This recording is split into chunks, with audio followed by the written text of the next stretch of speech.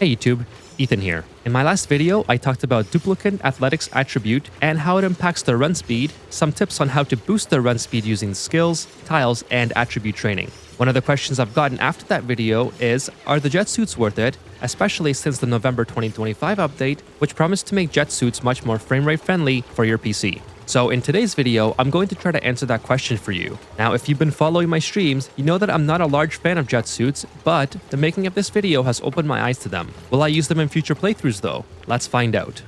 First, we're going to test jet suits against Atmo suits in various directions of travel with duplicants of various athletic stats to find the threshold where duplicants in Atmo suits are about the same speed as those in jet suits. Then we'll put those jet suits against Atmo suits in a digging and construction challenge. Lastly, we'll talk about how jet suits impact your gameplay and some considerations you'll want to make before setting up the infrastructure to use them. As usual, my videos are timestamped for your convenience, and also if you enjoy the video, don't forget to leave a like and subscribe if you're not already for more Oxygen Not Included content. I stream multiple times a week, so come hang out on the channel. Let's get into the video. In this comparison, we're testing whether duplicant athletic attribute levels impact their travel speed inside the jet suit and inside transit tubes. Starting with Quinn, she has an athletic attribute of 0. Mima's is 15 plus suit sustainability and exosuit training. Steve is also 0 and he will be inside of an Atmo suit. Nails is also 15 plus suit sustainability and exosuit training. And just for fun, we'll test if attributes matter inside transit tubes. Marie's is 0 and Meep's is 15 plus suit sustainability and exosuit training. This test is important to start out with because we want to know if training athletics can make our jet suits faster, because that would drastically increase the fuel economy of the jet suits and their viability. Both duplicants who use the transit tubes got to their destination at the same time, so athletics does not impact transit tube travel time. Although Mima is ahead of Quinn, they are actually traveling the same speed in their jet suits. Mima just got to her dock faster because of her increased stats. And finally, stats directly impact Atmo suits, so Nails winning against Steve is predictable in this scenario. Let's move on. Now that we know that the duplicant's athletics rating inside the jet suits doesn't matter. For the record, I'm pretty sure it would matter if they need to run while inside of their jet suits, but that would defeat the purpose of using them anyways. But I think the next question that we should answer is, what athletic rating does a duplicant need in an Atmo suit to be faster than the jet suit? Here we have 5 duplicants who will race Quinn in her jet suit, starting with a base athletic skill of 2 at the top with Mima and ending at 10 at the bottom with Meep. All of these duplicants have suit sustainability and exosuit training. This test is important because if duplicants don't require much training to be quicker in Atmos suits than jet suits, it makes the jet suits far less viable, especially in late game when most of your duplicants are extremely fast anyways. As you can see, Steve is keeping up with Quinn in her jet suit. Steve has a base stat of just 4, plus the buffs from his skills, putting his run speed at a total of 80%. That is not a lot of training at all, and don't forget that duplicants are always leveling up their athletics, so by the time you research and set up jet suits, you should have plenty of duplicants that are just as quick or quicker than Steve. It is worth noting that all of these duplicants had a plus 25% bonus from the tile that they're running on, so let's also take a look at how they compare on natural tiles. So same test, just without the run speed bonus. This time, Steve is very far behind, and it's Marie with a base athletic stat of 8 that is much more closely matching up with Quinn's jet suit. Marie also has suit sustainability and exosuit training, so her overall speed is 120%. Running on natural tiles is quite common, and digging at your base may be a great use for jet suits, but their travel speed is once again outclassed by duplicants who are not even in the double digits athletic stat. This next test is a comparison of ladder speeds against a jet suit duplicant. Here, all of our Atmo duplicants start with a base stat of 8, as well as suit sustainability and exosuit training. Vertical speeds of jet suits are significantly faster than duplicants using ladders. However, you may have fire pole set up for your vertical movements, and therefore Max is the clear winner here, but not by much. Finally, let's put all of these tests together and see how fast our duplicants can complete these 5 digs in a staggered pattern. Devin is our jet suit user, and he has an athletic stat of 0. Meanwhile, Jean, Amari, Joshua have a base stat of 8, as well as suit sustainability and exosuit training. Moving diagonally is where jet suits really shine. Even though we are giving Jean, Amari, and Joshua a 25% run speed buff on the tiles on top of their base stat, Devin here easily wins. Not only can Devin navigate more efficiently in a zigzag pattern, but he does not get slowed down by embarking and disembarking animations on fire poles, ladders, and even transit tubes, leading to an easy win.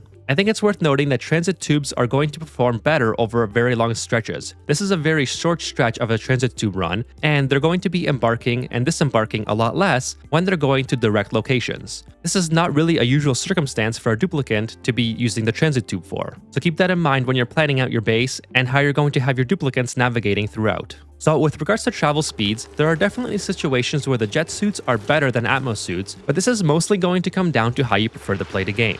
In my playthroughs, I like to send my duplicants to predictable locations across my asteroid, whether that's an industrial zone, oil biome, collecting refined metal from volcanoes, and so on. In this case, I think that duplicants wearing Atmo suits and using the transit tubes is a no-brainer.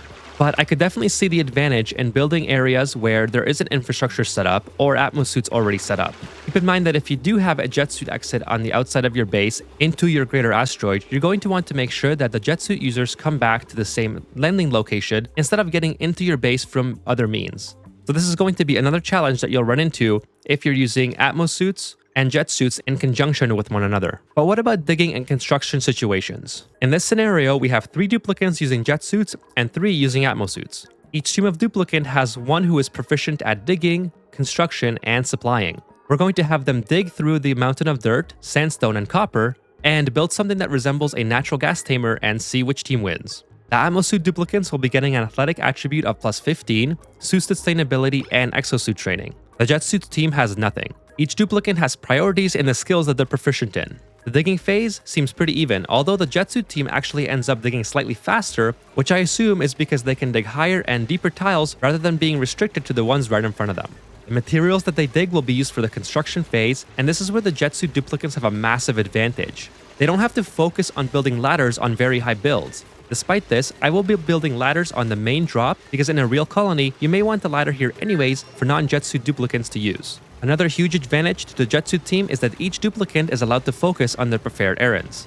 As is the case with the digger, they do not have to wait for a ladder to be built in order to continue using their skills elsewhere. The supplying duplicant can also fly around at will and prepare materials for the construction duplicant. In the case of the Atmo suit team, everything must be completed in order that they can reach, so their specialized skills are not always being utilized. One thing to note is that the jet suit duplicants leave behind carbon dioxide, which means that a room that is vacuumed out or has a pure atmosphere will be contaminated with the exhaust of the jet suits, so this is something that you'll want to be aware of and maybe restrict duplicants from wearing jet suits in these scenarios inside of these specialized environments. The jet suit team easily wins this scenario, despite the Atmo suit team having a massive athletics advantage. For what it's worth, I ran this scenario multiple times and the jet suit team always came out ahead, but not by the same amount each time, which I assume is due to slight variations in duplicant decision making. So let's answer the question. Are jet suits worth it after the test that we've seen? And will I be using them in future playthroughs? I think the answer to the first question is yes, they are worth it, at least for situational purposes.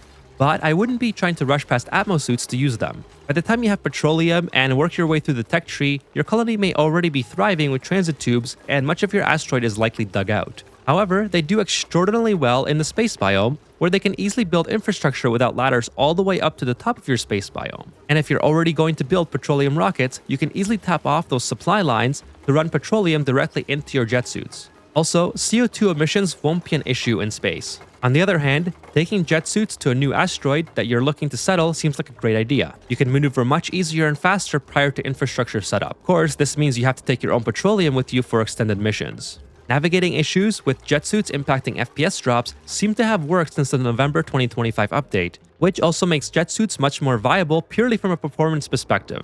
A huge downside to keep in mind is that you'll need someone producing petroleum on an oil refinery in order to operate the jet suits long term, or build a petroleum boiler to avoid having a dedicated duplicant for this purpose.